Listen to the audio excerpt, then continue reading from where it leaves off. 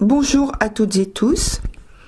J'ai l'habitude de dire en fin de vidéo, prenez soin de vous, etc., etc.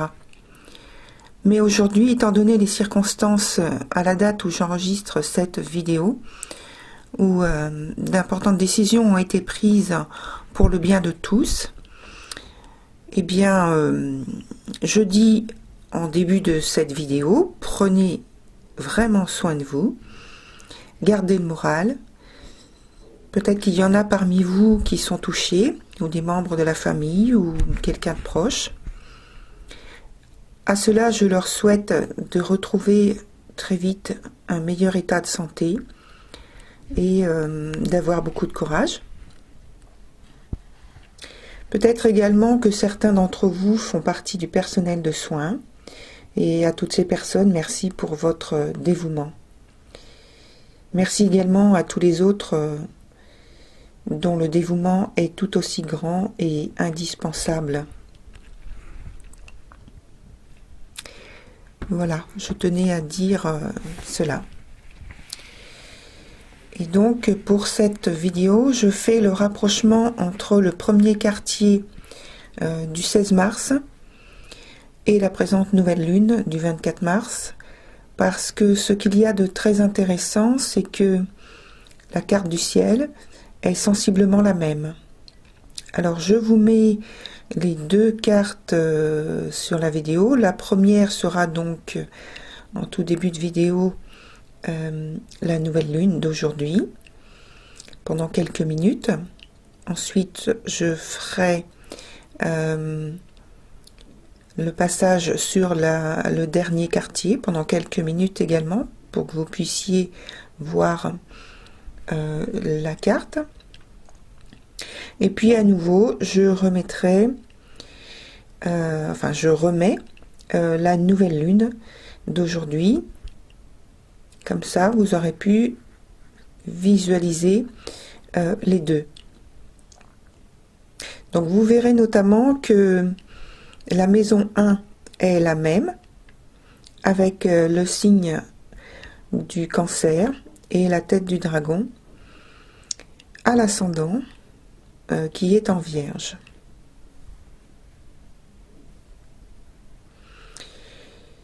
Et puis, donc je voulais avertir que, comme habituellement, comme c'est très long, aujourd'hui, je mets une pause de quelques secondes, une petite pause musicale. Voilà. Donc, je démarre. Donc, cet article d'aujourd'hui s'appelle « L'empreinte du temps ». Nous pourrons confirmer par diverses, entre guillemets, signatures en actes et paroles, et même pensées, notre nouvel éveil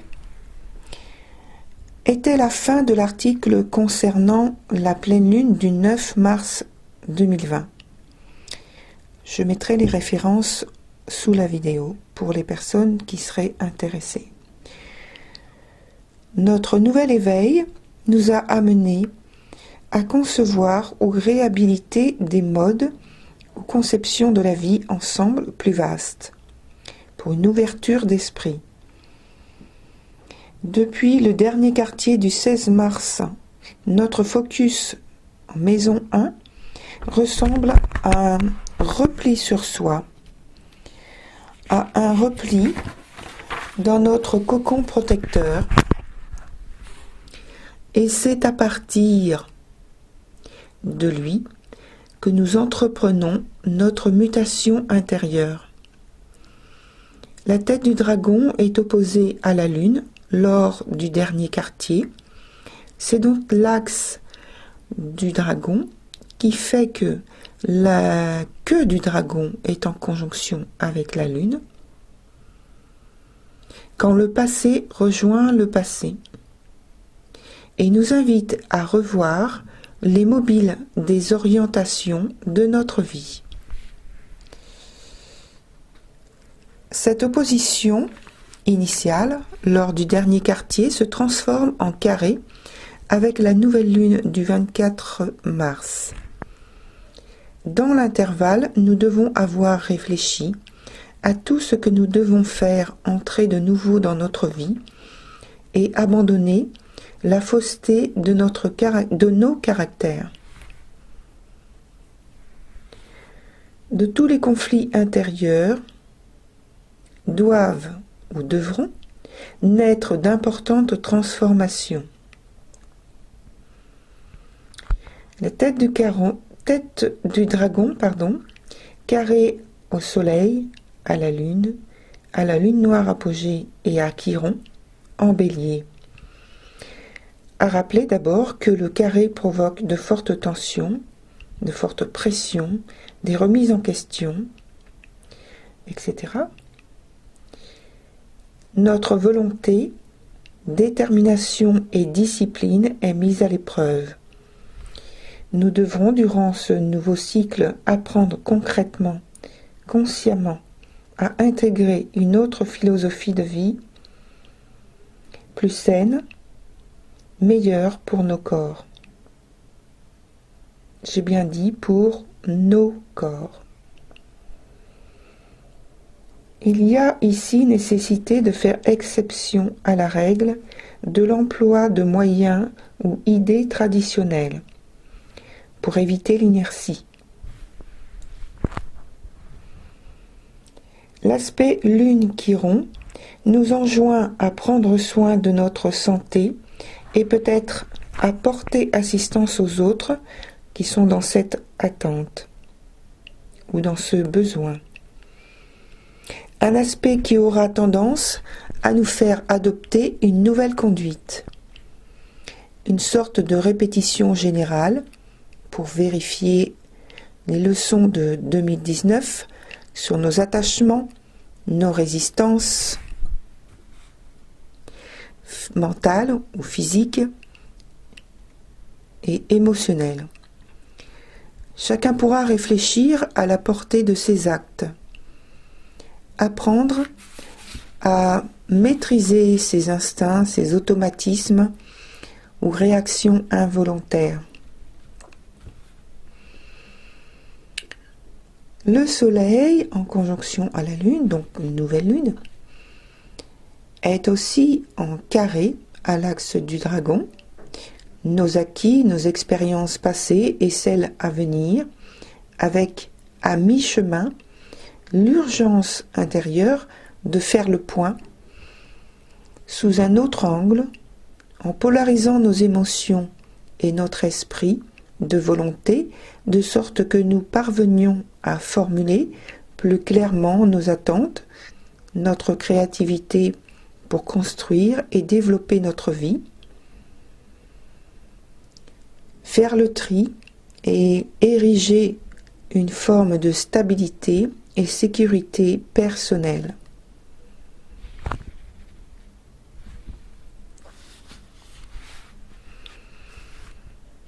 Toujours la tête du dragon, mais trigone à Mercure, en Poisson.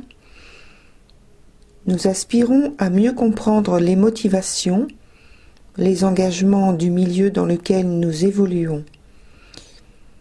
Nous cherchons à mieux comprendre les actions et ou réactions de nos collaborateurs si c'est au travail, puisque c'est en maison 10.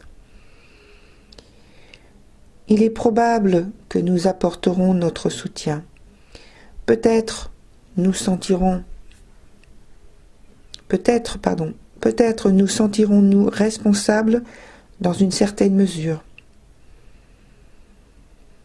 La tête du dragon et Mercure sont tous deux sextiles à Uranus.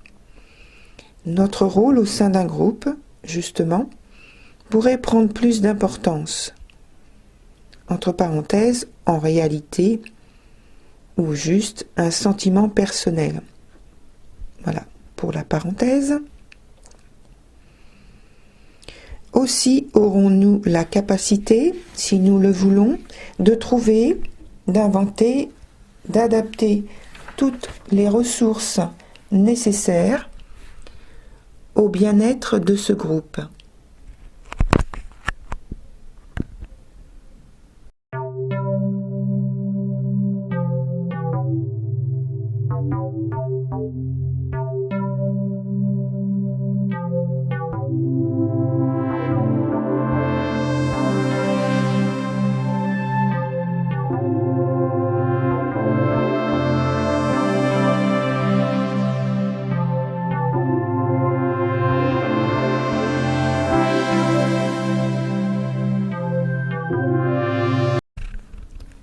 Bien-être également recherché par le biais de Neptune sextile à Vénus en maison 12, où nous nous efforcerons cette fois non seulement d'installer une ambiance harmonieuse, la plus sereine possible, mais en plus de créer un univers, une bulle protectrice, détachée des réalités terrestres actuelles, détachée des préoccupations lourdes.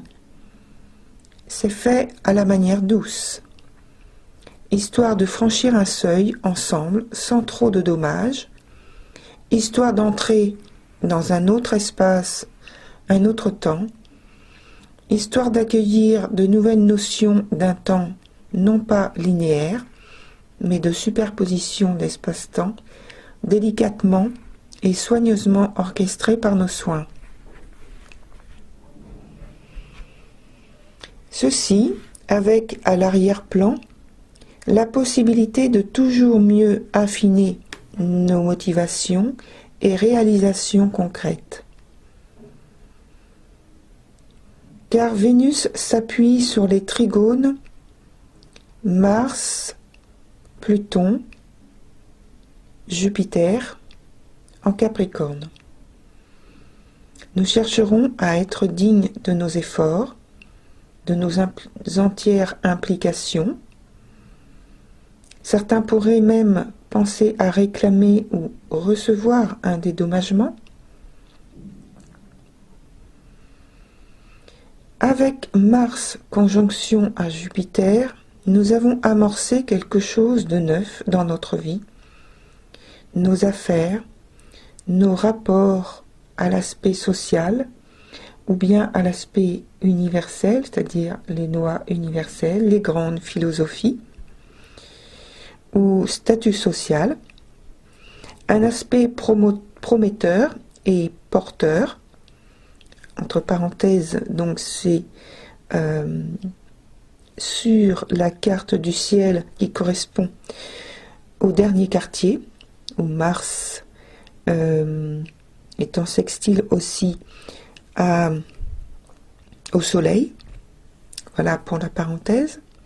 Donc un aspect prometteur ou porteur susceptible d'apporter des faveurs tangibles, une amélioration quelconque, physiquement. À la nouvelle lune d'aujourd'hui, 24 mars, Mars est en conjonction à Pluton. Le processus entamé gagne en force et favorise une régénération du tissu social que nous avions initialement. Notamment, grâce à nos actions en instaurant un espace serein et imposant,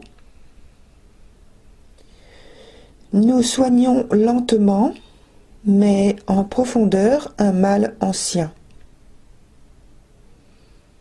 Sur la carte du ciel du dernier quartier, la Lune est en conjonction à la queue du dragon. Et sur la carte du ciel de la nouvelle Lune d'aujourd'hui, la queue du dragon est carrée à la Lune, qui est en conjonction à Chiron, en Bélier. L'amélioration passe par un engagement total de notre part. Nous nous devons de démontrer en conscience, entre parenthèses en délaissant les fausses notes de l'ego, que nous détenons en nous les solutions à nos propres problèmes, que nous sommes en mesure d'accéder en nous-mêmes, individuellement ou collectivement, à une part de volonté, une part de lumière, une part de génie créateur pour nous sortir de toute entrave. Je reviens donc maintenant sur le trigone Vénus à Pluton, Jupiter et Mars, qui nous indique la possibilité d'agir de manière appropriée pour assainir et revitaliser notre tissu social personnel, entre parenthèses famille, groupe, communauté, etc., en adoptant un nouveau comportement, en nous imposant une nouvelle discipline, avec donc au niveau astrologique Uranus carré à Saturne. Par le carré, veillez à ce que celle-ci ne soit pas assortie de de contraintes stressantes, frustrantes, car c'est un risque. Un autre risque, ce que nous inaugurons lors de cet équinoxe de printemps sera revu aux alentours de l'équinoxe d'automne et même un peu avant, entre parenthèses par les aspects et les nombreuses rétrogradations qui ont lieu à cette époque. Voilà pour la parenthèse. Saturne entre en Verseau, le signe dont Uranus est le maître et avec lequel il est au carré. Entrant dans son signe, dans son énergie, Saturne va s'ingénier à sécuriser et délimiter un territoire. Nous pourrions éprouver le besoin d'élargir notre espace vital, physique ou symbologique. Oh, pardon, j'ai inventé un mot. Physique ou symbolique. Pardon, excusez-moi. Il peut s'agir du fait qu'on est en train de perdre de la mobilité estimée vitale.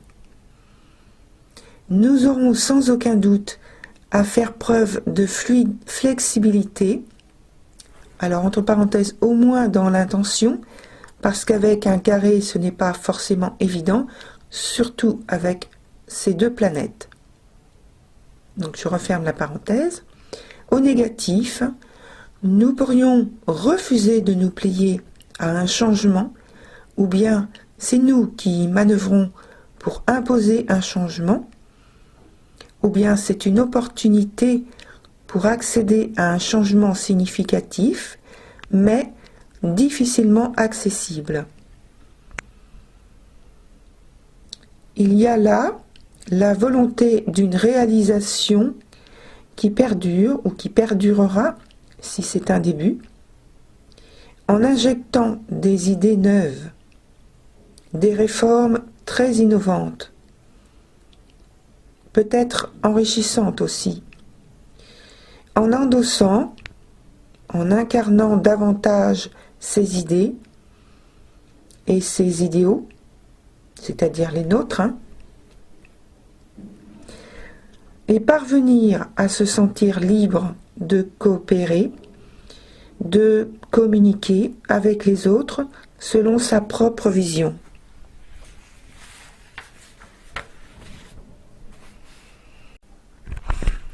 C'était Jenny pour la lecture de l'article de la nouvelle lune du 24 mars 2020. Merci de liker et de vous abonner. Pensez à cliquer sur la cloche pour recevoir une notification dès qu'une nouvelle vidéo est postée. Et à ce propos, donc je vous signale, je vous informe que la vidéo concernant mes prévisions pour la nouvelle année va être postée quelques heures après celle-ci. Pourquoi elle est postée que maintenant? Eh bien parce que je me suis basée sur l'année cosmique comme l'année dernière et je pense que c'est beaucoup plus cohérent de continuer de cette manière. Voilà. Donc prenez soin de vous, corps et esprit, et que la lumière qui anime vos âmes soit toujours votre guide et votre soutien. À bientôt pour le premier quartier du 1er avril 2020.